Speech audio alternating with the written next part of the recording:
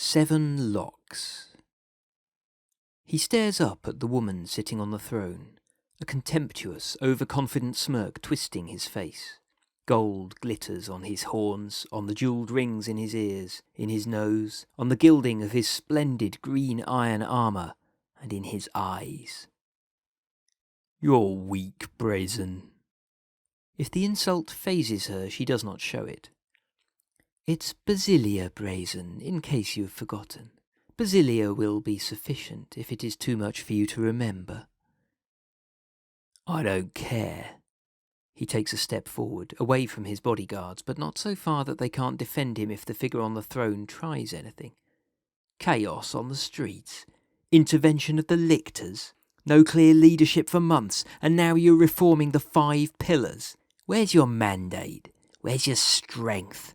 You can't hope to hold the Stackfried gates without my support, and without them you cannot hold the city." One of the other Minotaurs nods along with their master. The other 5 stand still as stone, faces unreadable.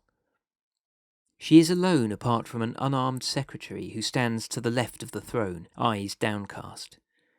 Brazen never takes her eyes off him. "You may certainly think so," she says. "But go on, explain how you're going to help me." "You appoint me as Tribune Triumvirate. You tell them what to think, I hold their heart in my fist." He gestures to the warriors at his back. "Abandon the 5 pillars and together we can restore order to the city." What a tempting offer. She smiles with disarming sincerity. "And if I say no?" He shakes his head, his smirk shifting from insolent to mocking. "Have you forgotten who you're talking to? I was there at the start, remember? And all along the way until you decided you didn't need me, didn't need the Stackfried gates anymore. Cut me out and your dirty laundry gets aired out all over the city. Every body you've buried, every deal you've broken, every lie you told to get on that seat, all exposed for everyone to see." How dreadful. But I have a counter-offer you might want to consider. She glances up at his bodyguards. "Seize him." It's over before he realizes what is happening. One Minotaur lies face down on the floor, a short spear protruding from their back. The others have him disarmed, arms behind his back, forced to his knees. He starts to panic. "What? No! What? How? No, weren't you listening? Everyone will know my secrets, yes. But the thing is, nobody cares anymore." Something cold creeps into her smile, a smile that has not faltered at any point in their meeting, and that he now realizes is not an expression of nervous weakness as he had assumed, but of terrible certainty. After a frankly eye-watering number of very generous gifts, everyone I've crossed is feeling rather inclined to forgive, if not forget. The Wardlock blade, the helical arbour, all forgiven. And as to the Stackfried gates, well, as you can see, I've made other arrangements. Take him away. To his credit, perhaps, he refuses to go quietly, alternating between calling out threats and pleas for mercy. He's strong, but his struggles against the warriors he was so certain were loyal only to him are futile. The smile has fallen from her lips. Her face is a mask. "Tomorrow at the Mainspring Pinion I will make a very sad speech explaining how one of my oldest friends was tragically slain by assassins. Everyone will know what really happened, of course, but nobody will care, because they know who holds the reins of the assassins, and the next time one of them thinks of trying to extort me, they will remember you. For a little while at least. One last service you'll have done me. I suppose I should thank you for that."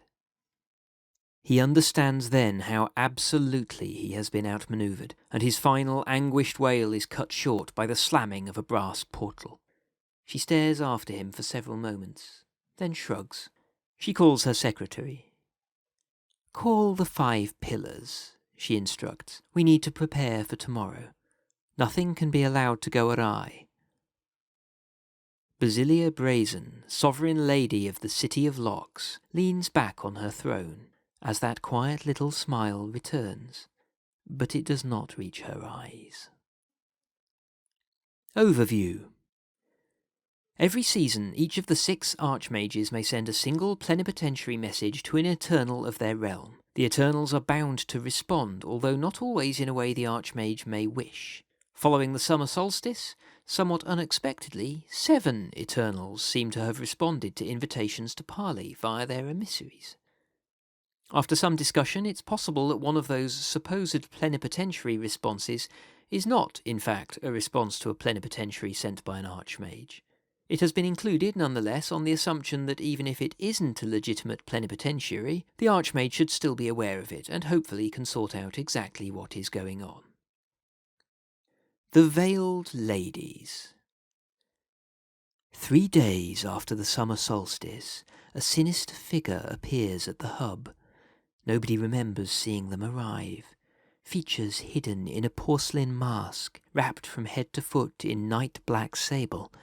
They claim to be Butin el Messaggero, an agent of the Domuch Spulnanalarina.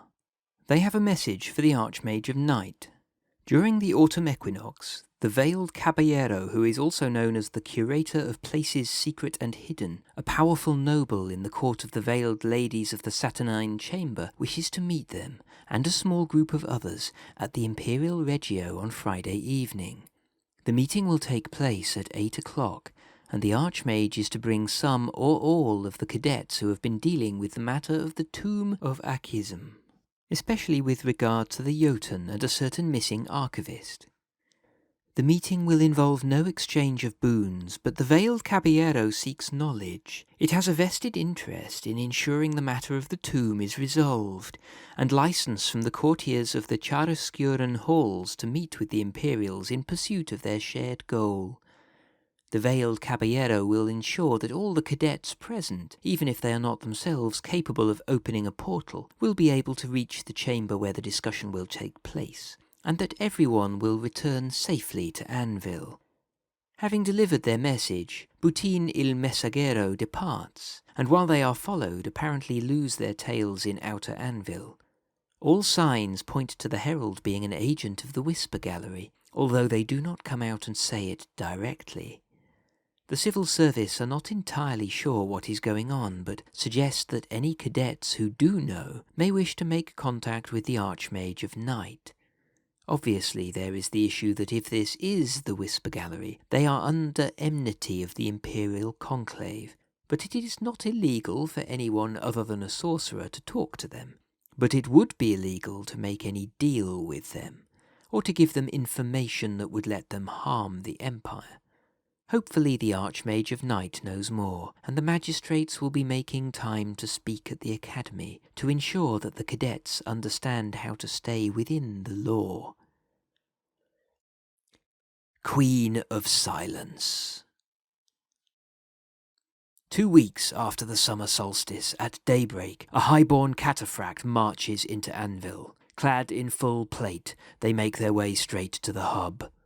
Those who come close glimpse bony, withered limbs through the thin slits in the armour. They unfurl the tattered banner of a long-dead chapter and announce a message for the Winter Archmage from the Cold-Hearted. She is pleased to accept the suggestion that they repeat the format of their last formal parley, inviting several groups to offer her song and story of the inevitable decay and end that the path of life takes. Those named by the Archmage are the Unshackled Winter, Circle of the Drowned, Heralds of the Reaper, Wolves of the Pale Raven, Black Garden, and Nation's Guard. She also extends the same invitations to 3 others, the Winter Wolfborn, Hreifenhall, and an Imperial Orc named Frith. The herald tersely insists that these people should be expecting such an invitation. Each of those named will be granted up to 5 minutes before her, and have the opportunity to receive a boon if she is satisfied with their offering. This time she intends to be there in person, appearing at the portal in the Hall of Worlds. While this is happening, she will also be bringing 1 or 2 of her Grim Legionnaires to speak with the Winter Archmage. It has been some time since a hero of the Empire was granted a place in her grim legion, and she wishes to send heralds to recruit at the Sentinel Gate as people return from the battles on Saturday and Sunday morning.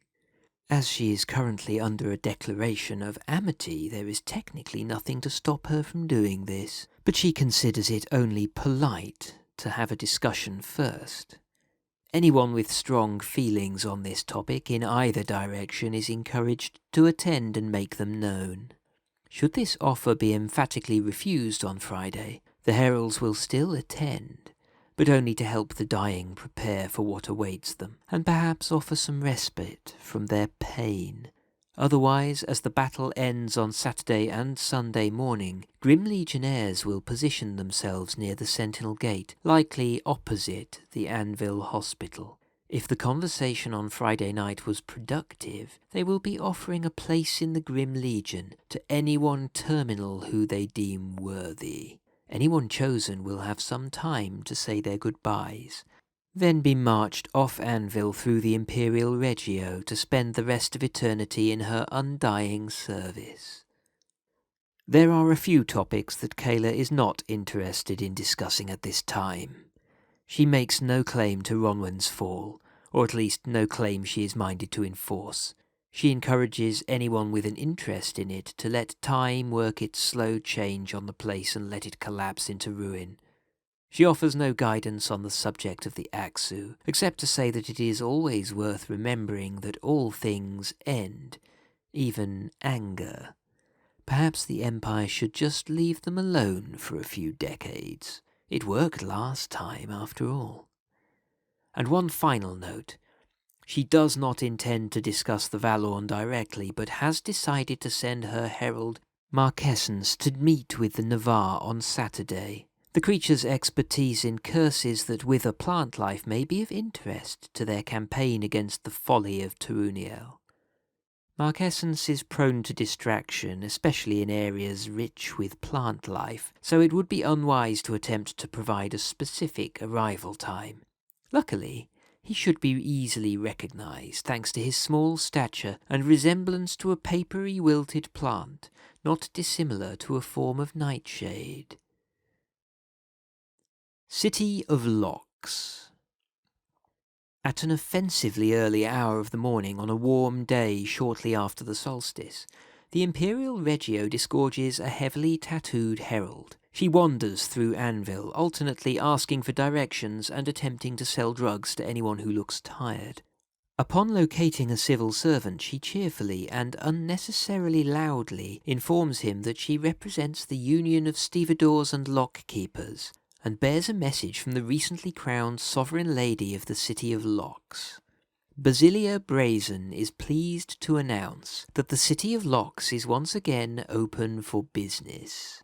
She is, of course, very pleased to entertain the requests of the Cassinian Empire and open a new chapter in the relationship between these two factions. Some of the proxy archmage's requests are sadly not practical. Shutting down smuggling routes is very much the opposite of what the city does, and gathering information for blackmail purposes has been sadly removed from the city's list of services for reasons that the proxy archmage should know perfectly well. If the Cassinian Empire wants to truly swing the balance of power in this war with the Grendel, the Basilia suggests that they start by gathering knowledge. Fortunately, knowledge is something that the City of Locks has in abundance, if the price can be paid.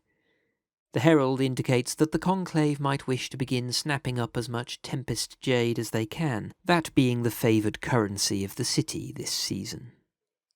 However, the herald says, the Basilia is happy to leave the discussion of trading to subordinates. The overseer of the Surveyor's Cartel will be happy to discuss gathering intelligence on the Grendel to one of the proxy archmage's associates, maybe Bloodcrow Udu.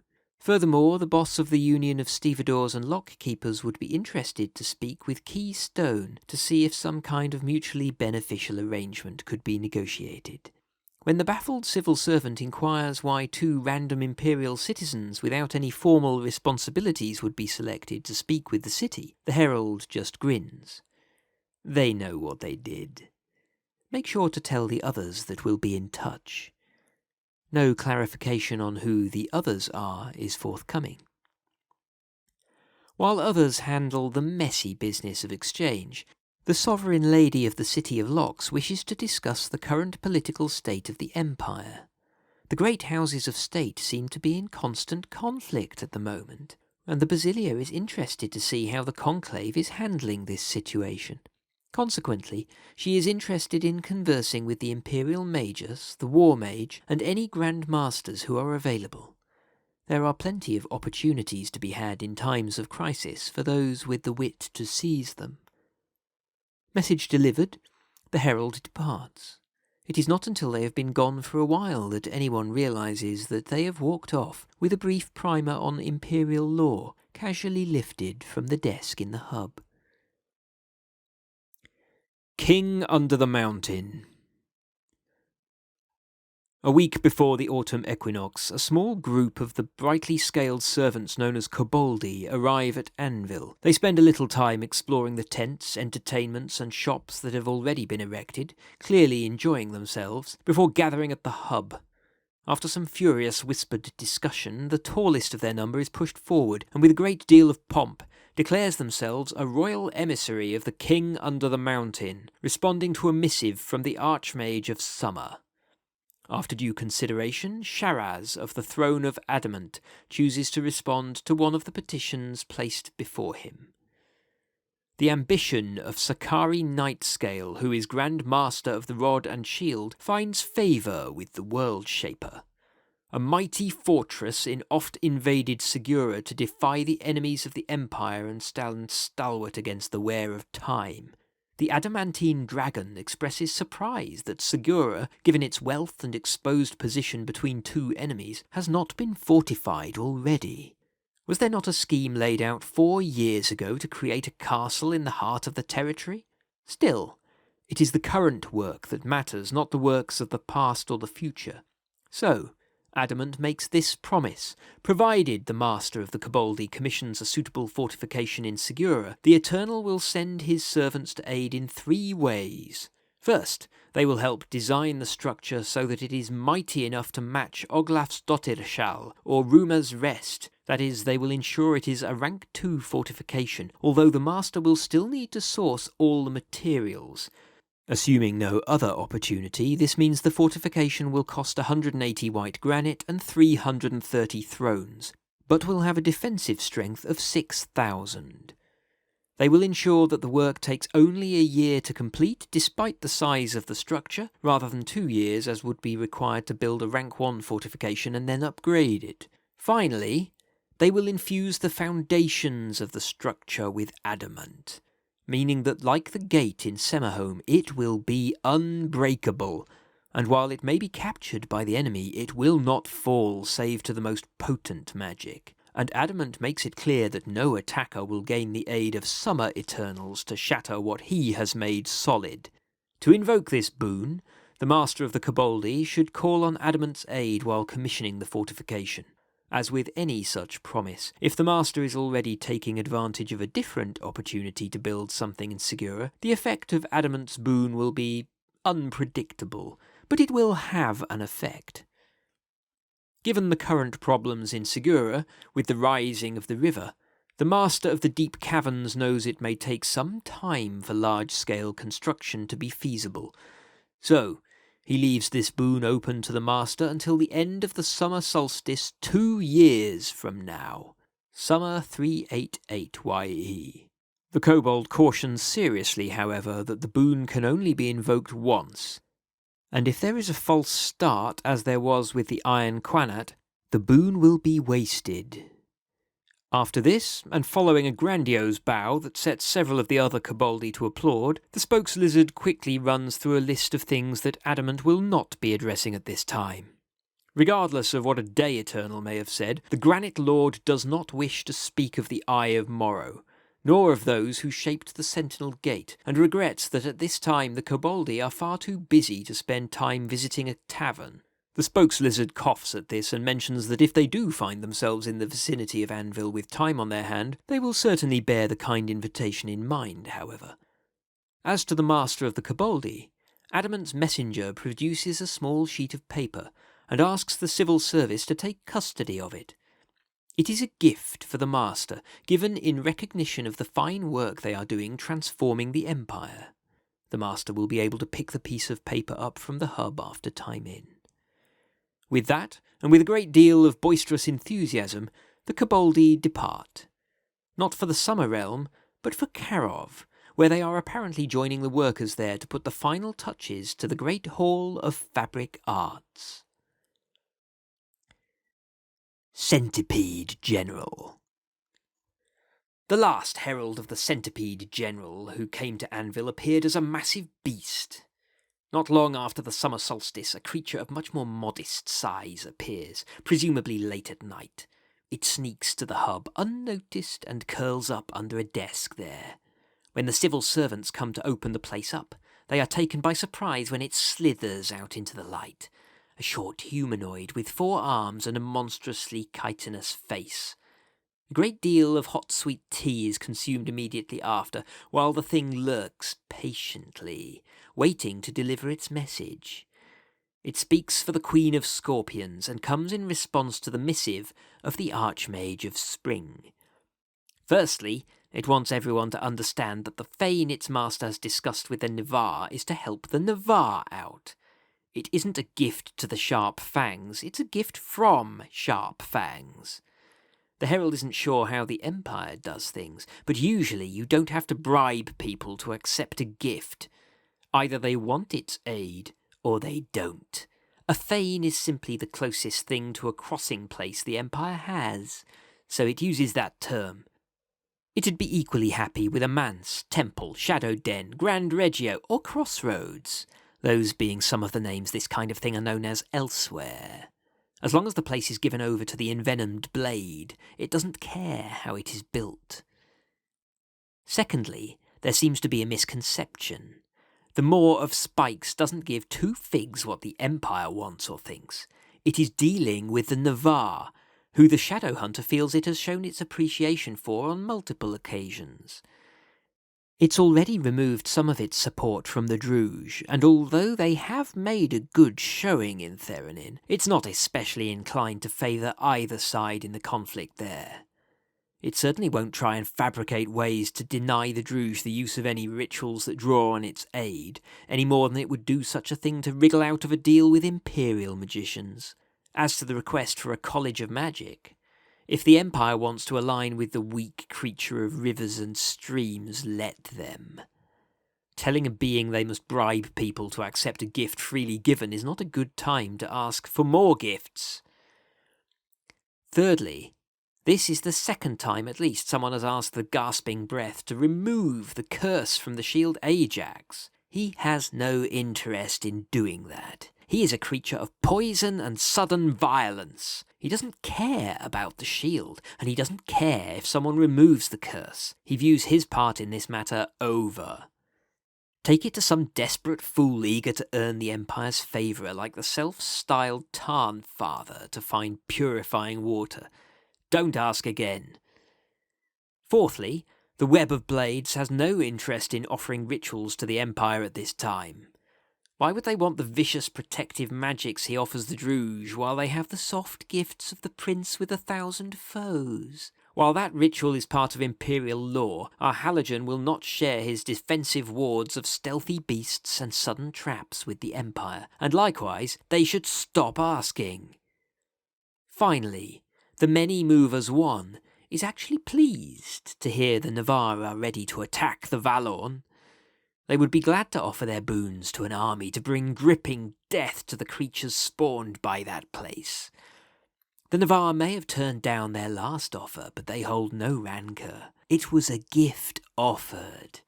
Once the fane has been built, or something comparable, then they will offer their boons of death and war again. Skittering Dark holds no malice towards the Archmage, but declines parley. There have been a lot of words of late, and now it is time to see some actions. With that final comment, the Herald skitters away, returning to the Imperial Regio and the Spring Realm. Navigator. The messenger of the Navigator arrives at the Imperial Regio without fanfare, dressed in the garb of a smart Suak hunter, in a coat of eyes, boats, and stars. It makes its way purposefully to the hub to speak with the voice of its mistress. It would barely stand out in a crowd, save for the 6 coiling tendrils that spill down from its face where its mouth might have been, and the shifting azure of its smooth skin. No Merrow ever looked like such an eerie creature of the seas. Its voice is soft, polite. Its mistress understands why the sevenfold path might question her understanding of virtue, but she chooses not to debate that matter with them at this time of crisis and unrest. It is a good question, surely, and dangerous to take any matter on hearsay alone, but with due respect, Roshanwe's understanding of wisdom is based on the same learning as that of the Empire, but there are many routes to a destination that all start from the same point. The failure of combing the beach is viewed by Roshanwe as a learning experience, and she hopes the Empire sees it the same way. With that in mind, she invites a number of magicians to come speak with her friend Flill, who was responsible for helping create many of the replies. Perhaps between them they might work out what went wrong, and how it might have been done differently, and perhaps understand better the questions that were asked in response to the ritual. Along with the Archmage themselves, Roshanwe invites a representative of the Adalars Coven, Convocation of the Mistral, Coven of Barabbas, Las Brujas d'Izuri, Lictan Coven, Sac Magique, Song of Taniki, Spire of the Auric Horizon, the Scrying Pool, the Sphinx's Sage, and Wings of Skywise. There will be an opportunity to talk about the answers given, so it would be ideal if those who attend bring copies of the answers they were given with them, if they still have them, or whatever notes they might have if they do not. If they cast the ritual more than once, then it would be best if they chose the results they are most interested in discussing. Crucially, Flill wishes all who attend to understand clearly that one of the questions they asked, and the answers they received, will be discussed at the meeting, so if they do not wish their words with Roshanwe to be known by others there, they should not attend. The meeting will take place in a chamber reached via the Hall of Worlds at 2 in the afternoon on Saturday. One member of each coven is invited, ideally one who was part of the ritual performance of combing the beach. The meeting will not be a parley, as Flill wishes everyone to be able to take part in the discussion without the formality of seeking permission to speak. Roshanwe has no fear for the safety of her herald. There is one other matter, of course. After the death of Elector, Caradamon asked not to return to the Empire, and Roshanwe has honoured that request. She will not break it now. The herald worked fully with the militia after the murder of their mutual friend, and it is the decision of the fishermen that they would have little to add that was not said before. Roshanwe would dearly love to see the case of Elector's murder solved, and her killers brought to justice, but she was killed 77 years ago. The likelihood that anyone involved is still alive is very low indeed. With that said, Roshanwe has prevailed on the Celestial Library to provide them with an excerpt from a scroll in their possession that recounts the circumstances of the death, and has provided it to her herald to deliver during the meeting. Crucible. The herald, Fulminate, is no stranger to Anvil. They take the form of a tall, lithe orc with scales and feathers across their brow, and are a favoured servant of the Crucible. They arrive barely 2 days before the autumn equinox, and the first thing they do is deliver their apologies. Apparently the great work underestimated how long it would take to complete some of their tasks. Jurgen of Wintermark, the civil servant who most often deals with heralds coming in answer to plenipotentiary missives, is a little nonplussed. There has already been an answer to the plenipotentiary of the Archmage of Night. Fulminate seems to share the civil servant's confusion. They are very clear that they are here to reply to the Archmage. After some discussion and calling in some other civil servants, the decision is made to simply present both answers to the Archmage and trust that they know which Eternals they have spoken with and what about. Fulminate indicates that the Azoth is not able to attend a parley at this time, but is very pleased with all the work Imperial magicians have been doing to challenge their boundaries, explore and surpass their limits, and change their world. The sweet dark mouth is especially excited by the possibilities presented in Madruga in the aftermath of the river's rise, and indicates that it waits with interest to see what the swirling mess of magic and water and star metal has wrought there. It is fascinated by the coincidence that the conflux of winter, spring, and night bound up in the place mirrors the accounting of the Ring of Adversity, and wonders what that might portend. Fulminate becomes quite excitable and agitated, talking faster and faster, and Jurgen is forced to ask them to slow down and get to the point. Two subjects concern the Azoth. Firstly, it can offer no help to the Archmage with the matter of the destructive Regio in Harnmark. Living things cannot endure the light that spills from that place, and it is equally inimical to heralds, even those born from unliving matter. Anything capable of acting to close the wound, as the Archmage describes it, would be undone by that place before they could achieve their goal.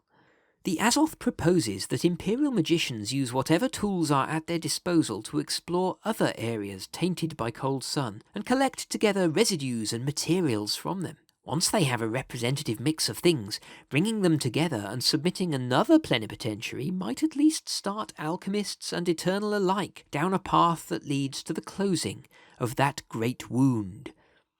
Fulminate suggests that other Eternals might encourage magicians to be cautious, but that way lies stagnation and tradition, and the Herald is sure Imperial magicians will embrace the opportunity to expand their understanding, even as their bodies fall apart.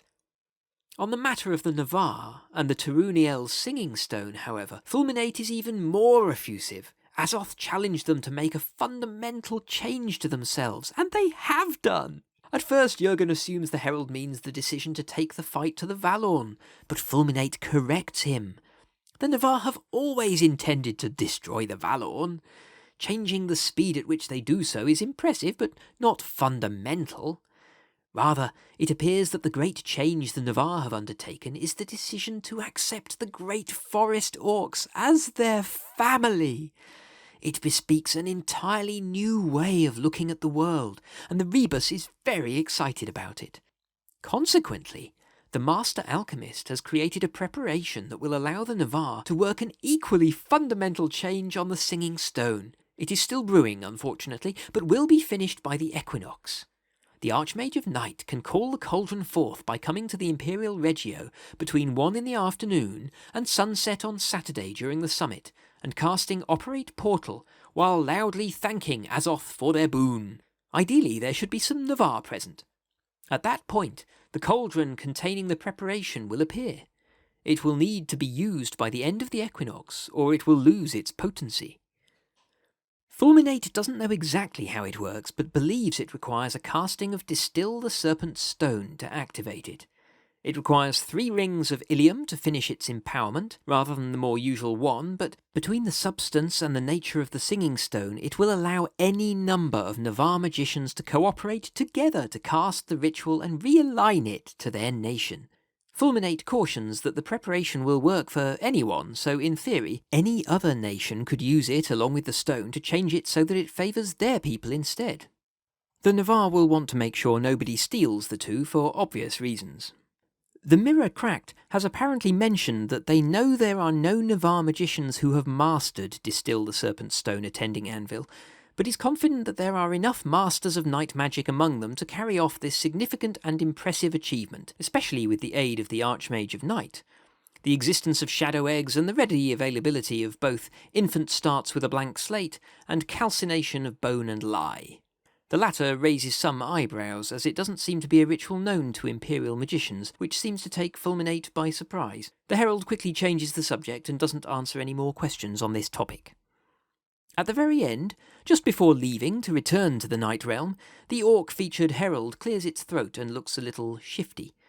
The Changer of the Ways is reasonably confident that the transformation of the stone will go off without a hitch, but obviously it has been impossible to test this preparation, and it would be quite tricky to make any more of it. The magicians involved might want to take all the usual precautions one would take when working with untried magic based on a good theory rather than tried and tested ritual texts.